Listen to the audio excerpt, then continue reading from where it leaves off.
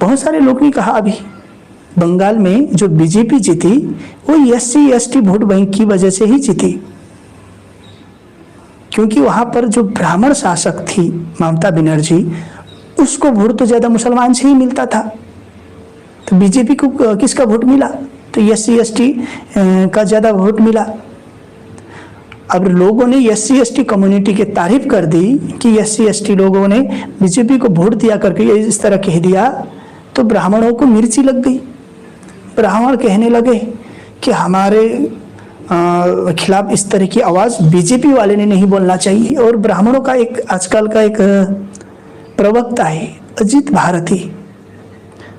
भारती रो रहा था, बोल रहा है कि ब्राह्मणों को टारगेट कर रहे हैं। बोला कि सवर्ण के बिना ही बीजेपी जीत जाती है।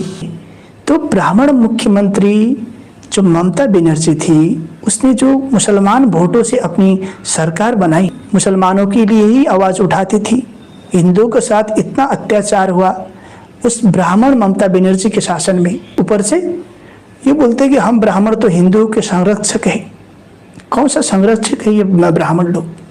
मौलाना चतुर्वेदी हो चाहे जाकिर नायक हो, अब ये भी तो ब्राह्मणों की लड़कियों की शादी भी मुसलमानों के साथ भव्यता के साथ होता है। जैसे कनिका शर्मा, मीडिया में भी देखेंगे तो ब्राह्मण लोग, रविश कुमार पांडे, राजदीप सरदेसाई, साक्षी जोशी, दीपक शर्मा, ये तो सब ब्राह्मण ही है। और ये कौन से हिंदुओं के हित के लिए काम करते हैं? फिर बोलते हैं हम ब्राह्मण तो बीजेपी को वोट देते। तुम्हारा कोई वोट बैंक है ही नहीं बीजेपी के पास। आज किसी ने ये कह दिया कि बंगाल में बीजेपी एससी एसटी वोटों की वजह से जीती, तो ये बंगाल की स्थिति में ये सही था, क्योंकि वहां पर जो ब्राह्मण शासक थी ममता बनर्जी, उसको वोट तो ज्यादा मुसलमान से ही मिलता था। तो बीजेपी को किसका वोट मिला? तो एससी एसटी का ज्यादा वोट मिला। अब लोगों ने एससी एसटी कम्युनिटी की तारीफ कर दी कि एससी एसटी लोगों ने बीजेपी को वोट दिया करके इस तरह कह दिया, तो ब्राह्मणों को मिर्ची लग गई।